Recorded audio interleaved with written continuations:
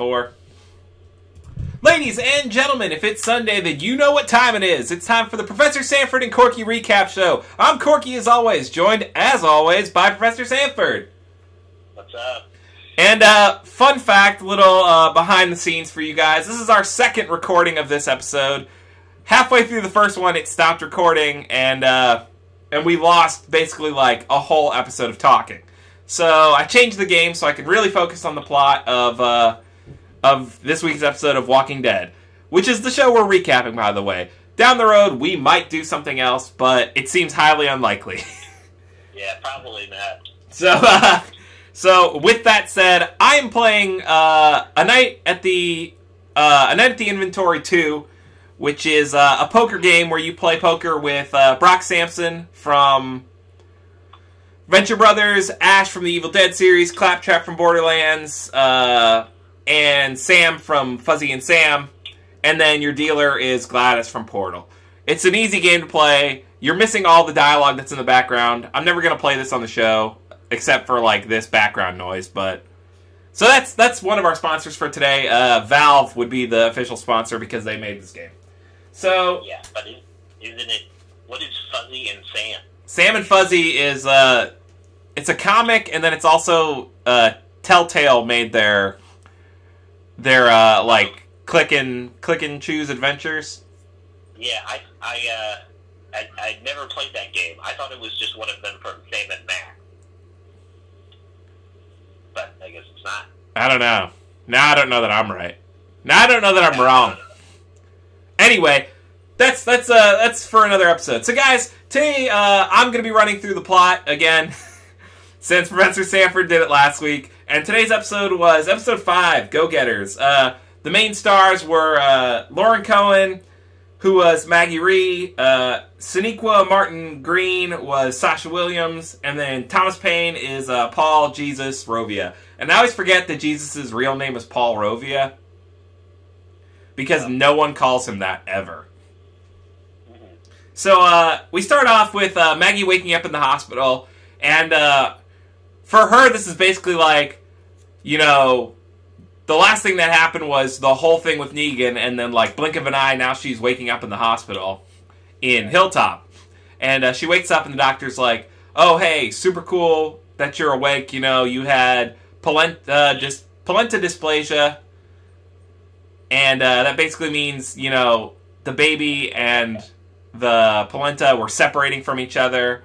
You know, Definitely not polenta. What am I trying to say? Placenta. That's what I meant to say. Polenta is food. Polenta is a food. Yeah, so the placenta had displaced itself from the baby, but luckily they were able to catch it, and, you know, she's not too far along in the pregnancy that it didn't make a huge deal, but the doctor in Hilltop wants her to stay around just in case anything happens. So Maggie gets up and she walks out of the trailer that she's in, and Sasha's there waiting for her, you know, asking if she's alright, you know. And then she takes Maggie to Abraham and Glenn's grave, where they've been buried. And this doesn't happen in Hilltop. Hilltop does not bury anybody. They burn their dead, which is... We'll explain that later. That gets explained later. Yeah. So, you know, they're taking a moment to grieve and just kind of wrap their heads around the whole situation. Jesus shows up with flowers and, you know... is like, I'm super sorry for you guys' loss. Feel free to stay as long as you can. You know, I'll always be here to help you. And then Gregory walks in. Gregory is the douchebag scumfuck mayor of Hilltop. Like, he said he was elected, right? But... Well, yeah. Well, like, Gregory... Well, it's... Jesus says later in the episode that Gregory was already in charge of Hilltop when he got there, and he assumed he was in charge for a reason, and he's coming to realize that there is no good reason. And I pointed this out in our failed episode, but I have to say it again. Gregory is even dumber than I thought he was from the first episode. He doesn't even realize that Sasha is not from Hilltop. Like, his whole big thing is, like, in this episode is Maggie has to go, we need plausible deniability on the attack on the Savior. Like, Maggie has to go. And he doesn't even think of the fact that she was pregnant. Somebody else probably brought her there. Yeah. Yeah, so, like we were saying, Gregory shows up and he's like, what the hell is this? You know we don't bury our dead. You know, Maggie, you need to get out of here. And he doesn't call her Maggie. He says, like, Maddie, or it's like some M female name. Yeah. Because Gregory's whole thing is like, yeah, Marge. Gregory's whole thing is like, I'm too important to know anybody's name, so I'm constantly making their name wrong. Which now, I'm starting to think is just, he's just, yeah, like we were saying, he's just super dumb and can't remember names. Yeah, he keeps referring to Rick as Rich. Yeah, Rich. Make sure you tell Rich all that we did for you. Yeah, he says that. Yeah. So, like Sanford said, he turns to Sasha and he's like, you know we don't do this. You need to be focusing on your work, not wasting your time with this chick. And Sasha's just like, I'm not from here. I brought her here, and we're going to stay. And Gregory's just kind of like, we don't have time for this, you know. You can stay the night, but then you have to go in the morning because Jesus persuades him to let them stay the night. Right. Well, Gregory basically caves because he's not really used to people challenging him too much. Yeah. So night falls, and it cuts back to what's going on in Alexandria. And Rick and Tobin are leaving to scavenge for supplies because they know they need to find something for the next time Negan shows up. Michonne goes on her own way to... I don't think we even, like, figured out what that is she's doing. Yeah, I assumed something similar to, like, what she was doing in the last episode. But, yeah, it doesn't really explain. So, Carl is all pissed off about this, and he's like, you know, is this really the way we have to do things now? Are we really going to be like this? And, you know, Rick's kind of like, yeah, this is the way things are. You need to get behind this. And Michonne is kind of also like, you know, I don't agree with this, but your dad seems to think this can work, so we at least need to give it a try until we can find something better. We have to interject something here. Go for it. This first scene, when Carl is talking to Rick and then Michonne, he starts up the scene playing darts, which he can't because he has one eye, and it shows how bad he is at darts. It's not subtle, but it was. But yeah, and then you know, the next thing that happens in Alexandria is Carl sees Enid trying to escape over the wall, so he runs out and he's like, "What are you doing? You know, it's crazy out there. You can't go out there." And Enid's like, "I have to go see Maggie. I have to make sure she's okay." And Carl's like, "I'm not going to save you this time. I'm done saving you." And Enid goes, "Whatever, my aim's way better than yours anyway," which is another jab at Carl not being able to shoot correctly because of his depth perception being gone. And so Enid goes over the wall, and it cuts back to Hilltop. All these names keep getting jumbled in my head. And it's nighttime now, and Sasha and Maggie wake up to hear loud music, like opera music almost, playing. And they look out the windows and see that there's now a car parked in the middle of Hilltop's, like, open area. The gates are wide open, and there are 4 flaming bonfires. 4 big bonfires. Yeah. So they go to open the door. All the doors are locked. So Sasha climbs out the top of this trailer they're sleeping in and tells Maggie to stay still because the doctor said she needed rest. And Maggie, of course, does not listen. So Right. Sasha climbs up and out, and she's down trying to take on these walkers that are now in this in Hilltop's area. And Maggie makes her way to the Maggie makes her way to the top of the trailer and starts directing the people of Hilltop where they need to be. Like, you need to start getting on these guns. You need to close the gate. You need to get that turned off. And she's basically like just dealing everyone where they should be. And it cuts to Gregory, who looks out the window and immediately turns around and is just like, I gotta get out of here.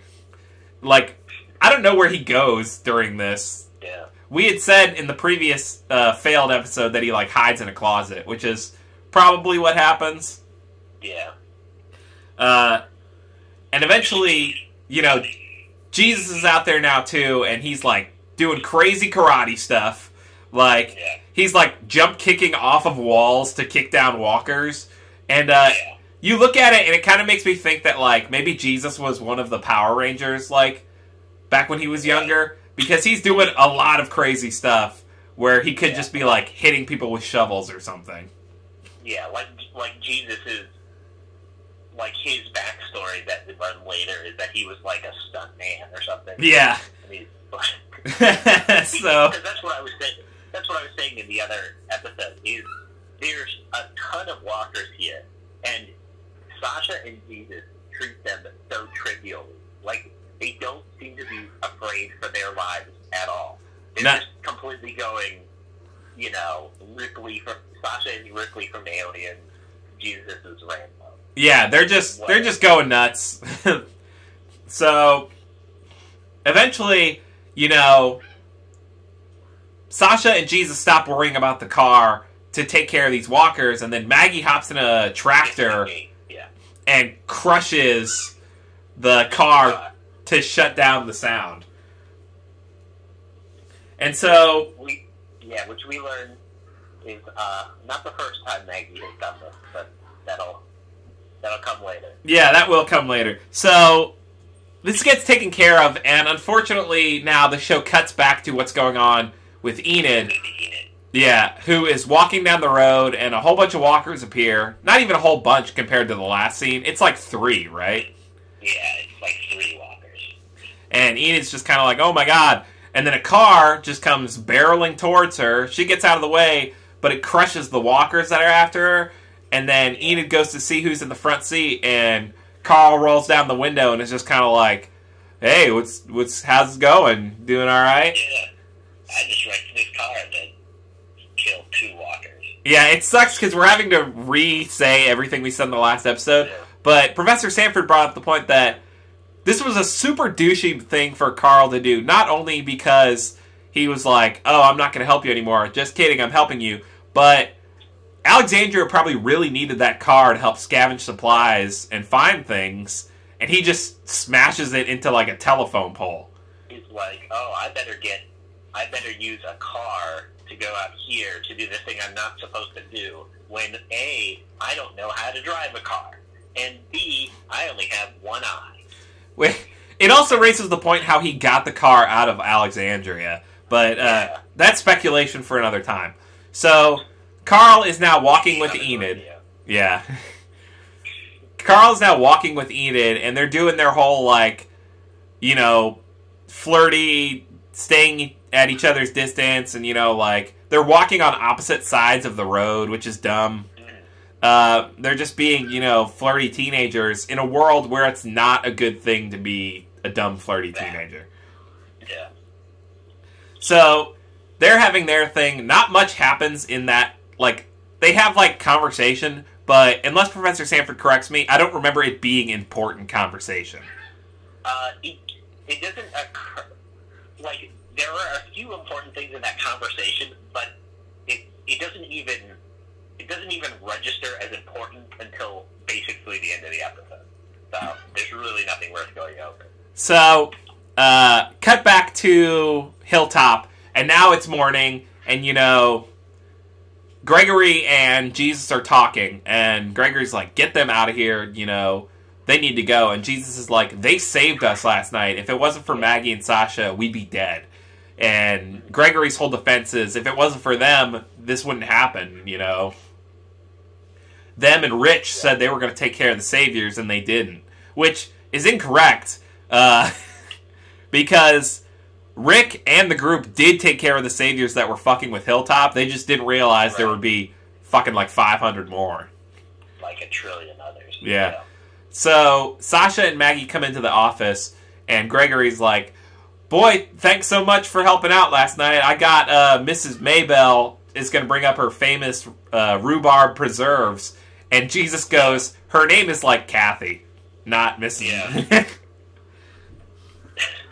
It was a really funny moment. Right. And you know, Sasha pitches her idea that, you know, let Maggie stay, I'll go scavenge for you. You know, you don't have to do this, you don't have to turn us away. Gregory's still like, nah, I don't think so. You need to get out of here.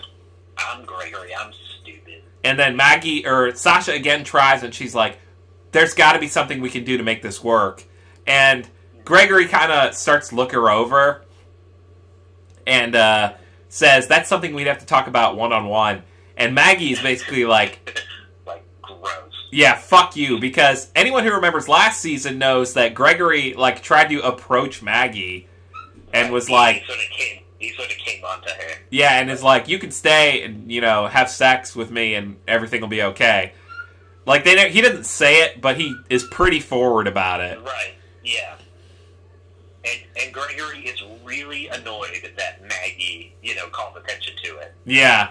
He humorously withdraws the offer of rhubarb. Yeah, he's like, I don't think we'll need to be wasting those rhubarb preserves on you guys now. You need to get out of here.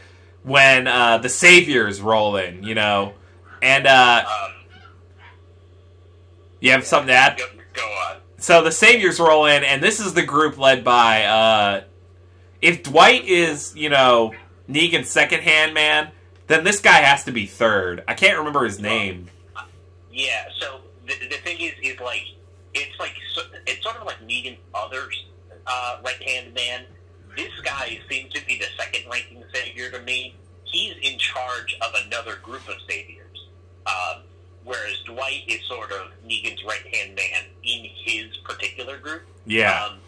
I didn't bother to write down this savior's name. I refer to him alternatively as Diet Negan or Evil Luigi. That's my nickname was going to be something about his mustache, and Evil Luigi is perfect. I also really like Diet Negan. We need to make that a shirt. Yeah, he doesn't really look like Waluigi though, so I figured it would just have to be Evil Luigi. He looks more like Luigi. Yeah. So Evil Luigi shows up with his like 20 dudes and is like, "Man, this place is cool. You guys got a lot of cool stuff. Let me check out what's going on around here."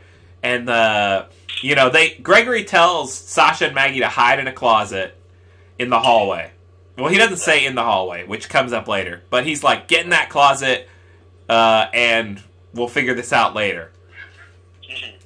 So, Evil Luigi walks in and is like, hey, super cool to meet you, man. We got to talk about some stuff. And Gregory's just like... He's 100% doing Negan's bit. Yeah. Like, it's funny. Like, I think they did this intentionally, that it's not Negan, but he's doing the Negan thing. Because that's why I wrote Diet Negan. Yeah. He is exactly like Negan. He's just not quite as intimidating. And that's sort of like the thing. Like, Gregory is as intimidated of this man as he would be of Negan. And, like, that's what shows how trivial Gregory is that he can't even handle Diet Negan. He couldn't do anything. Yeah. He was approached by real Negan. Gregory is just the worst. So... Yeah. Evil Luigi takes Gregory aside and is like, you know, this is how this is going to be. A lot of our guys are dead, and Gregory's like, oh, they're dead? Oh, I didn't even know. Like, very poor acting. Like, kudos to that actor who actually is Gregory, because that's like, you have to be, you know, you're this actor who's playing this guy who also has to pretend he doesn't know about this thing. It's like, it's a lot of layers. But, you know, Evil Luigi says this line, and this really stuck out to me, because Gregory, you know, after all this talking, is like, just let Negan know that I'm happy to walk the line or something. And Evil Luigi goes, that's not going to be necessary, because Negan told me that I'm now your guys' Negan. So, which confused me the first time I heard it, but now that I rewatched the episode, he was basically saying, I'm your guys' Negan, I'm in charge now, you answer to me, and then I'll report back to Negan if I need to. Well, remember, that's like the whole thing is they killed that guy last season when they captured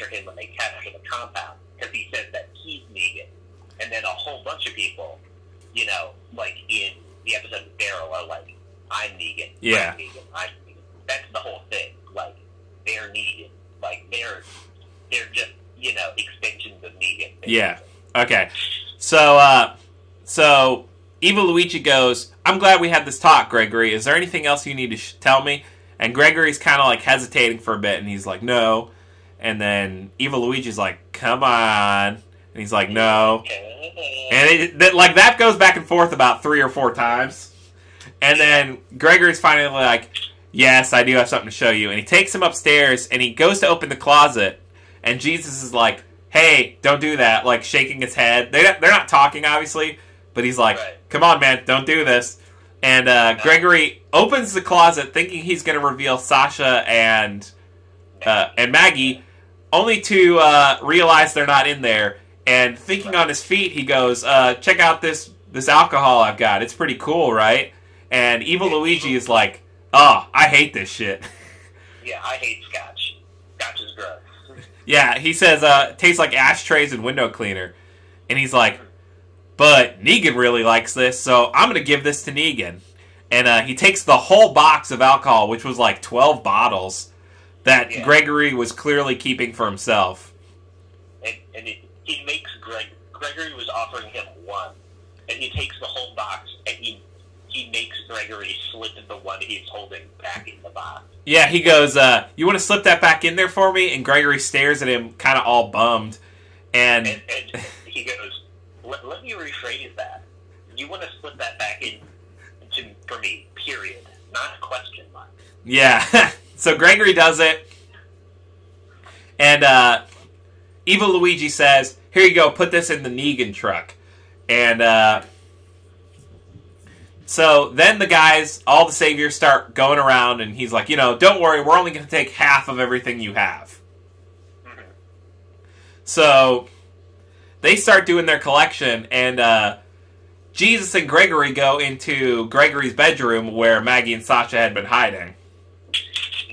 Gregory's super pissed, and he's like, what the hell? I told you to get in that hallway closet. And they're like, why? So you could betray us? And Jesus is like pretty pissed at this point. Like, he's like, that was really weak, man. Yeah. It's like madder than I've ever seen. I can recall seeing Jesus in the show. Yeah. Because up to this point, he's kind of just been like a joker. Well, this is like, his 3rd episode, though? So, yeah. Yeah. But, So,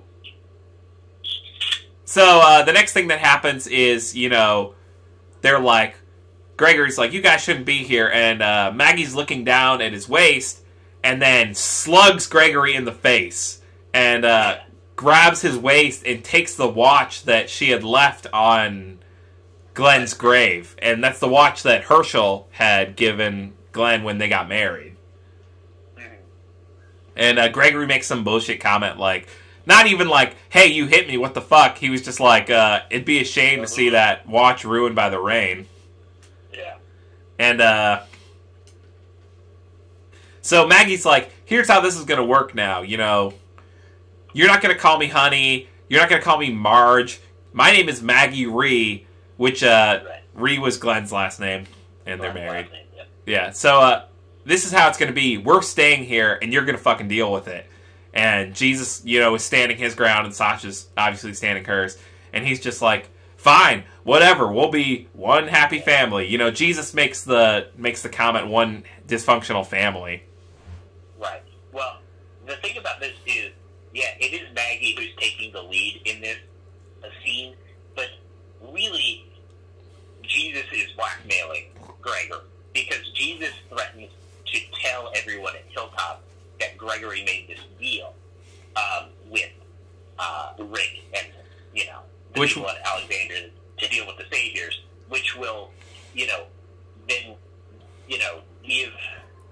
will take away Gregory's plausible deniability and make him the focal point for all the anger against the Saviors because they're taking all the stuff.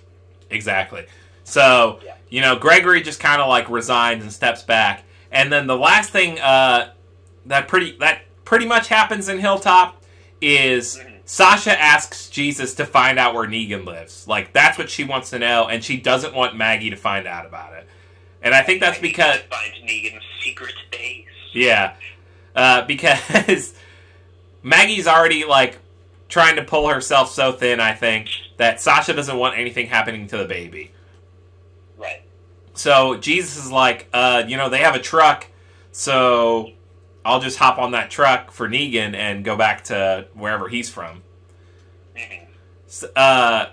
So the next thing that happens is Carl and, I guess this happens before that. Carl and Enid show up in Hilltop, and Carl's super excited that Negan's people are there because he's like, I'm going to kill everybody.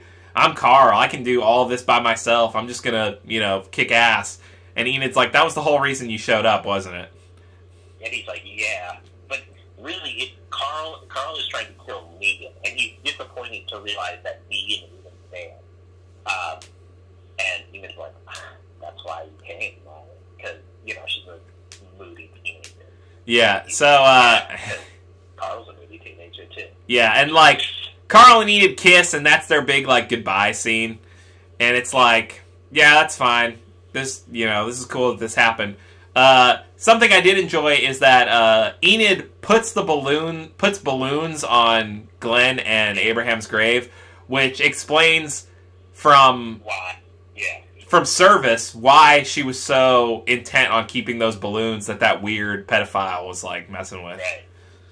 Yeah, but she needed to put them on Glenn's grave, but because Sasha comes in and is like, why are there balloons on Abraham's grave? and she's like, Enid, you're here. And she's like, sorry, I didn't know they weren't marked. So. I just put them on both. Yeah. And, like, Enid's like, sit down, let's have dinner. Like, I didn't just walk all this way by myself, because she doesn't say that Carl was helping. So she's just like, I'm just going to stay here with you guys. And everyone's just like, now, coming to Hilltop like it's cool. So, the last thing that happens in the episode that we have to talk about is Jesus now, like, ninjaing around the cars, or the trucks, and, like, just quickly hops into the back of Negan's truck as it's going away. And Jesus is like, cool, I got it. And then you hear, hey. And Jesus turns around, and Carl is sitting in the back of the truck as well. Yeah. That's probably my favorite Carl moment so far, is just him going, what's up? Yeah, he's just like, what's up? But here's the thing, like, this is one of the things about The Walking Dead, like, you can tell it's based on a comic book, because Jesus is such a larger-than-life figure.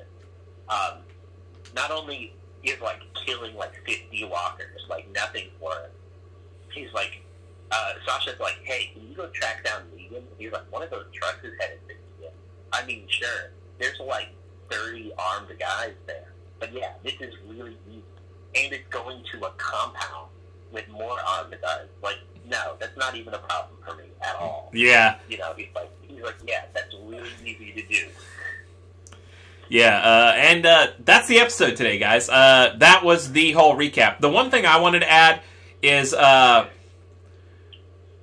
they showed, in one of the commercials I saw, they showed like a little scene of where everyone's at so far. And I keep forgetting all the moving parts that are actually in play right now. So, at this point, Rick and Tobin are off doing their thing. Sasha, Maggie, and Enid are in Hilltop with Gregory. Jesus and Carl are now heading off to Negan's base. To Negan's compound. Negan's compound has its own stories within it with Dwight and the girlfriend and whatever the fuck.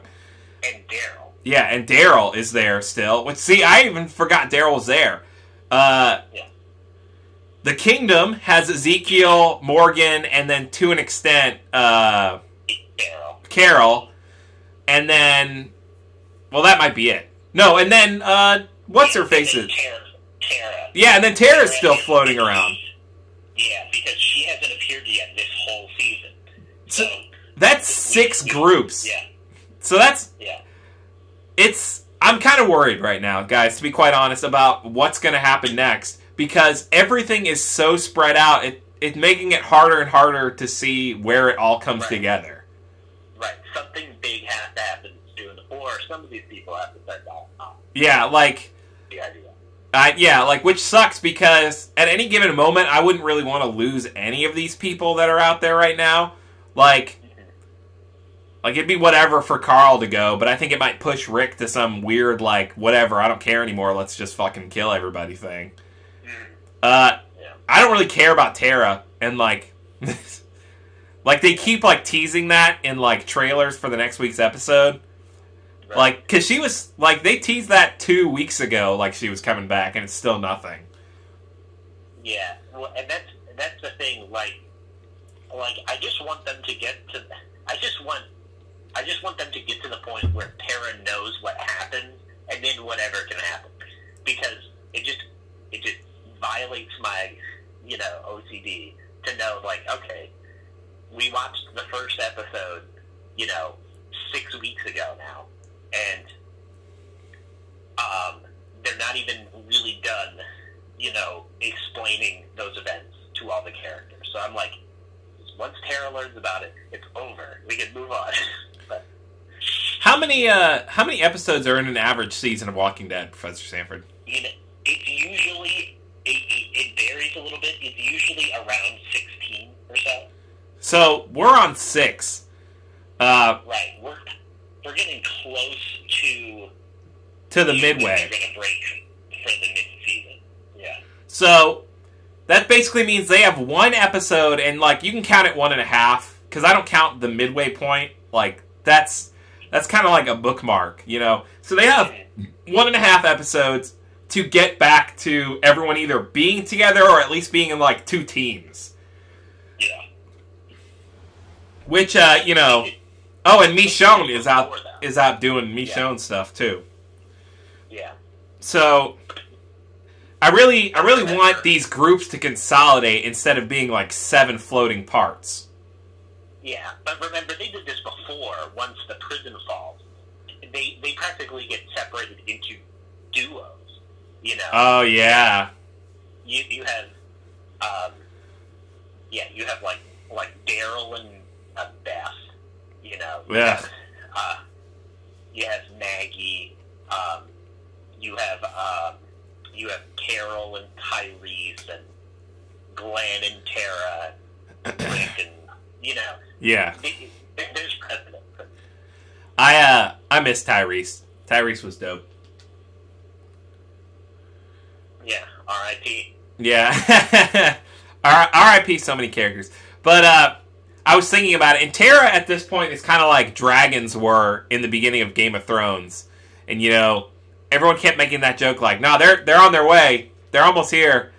And it's just like, Tara's still floating around. And like Sanford said, she doesn't know all that's happened because she's been gone for like fucking 6 months, it feels like. Right. Well, she's been gone. She leaves, with Keith to go on a run. We learned this in the episode when, they knock out the Savior's compound. Because there's that whole story beat with Glenn and Heath about, like, they both end up having to kill, and they've never done that before. And Glenn is like, hey, do you want to just go home? Like, I can go with Tara. And he's like, nah, I gotta get out of here. And Yeah. Like, oh, yeah, they were sort of bonding, and now, once again, Heath is a completely insignificant character, because the only main character that he bonded with is now dead. So yeah. We have to reestablish that again. I forgot all about that.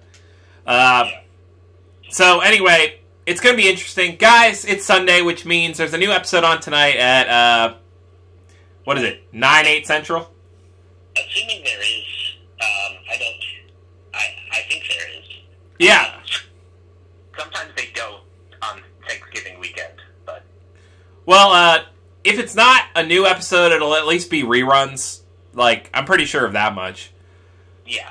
So, guys, check it out, 9, 8 Central on AMC Walking Dead. Huge thank you, as always, to Professor Sanford for doing this show with me. This is a lot of fun. I hope you guys at home are enjoying it. Guys, huge shout out to our sponsor, which is Elgato Game Capture HD. Hey, if you get it within 1 or 2 episodes, that's all that matters, right? Yeah, meow. So, guys, as always, be good to yourself, be good to each other, and we will see you in next week's episode. Later days.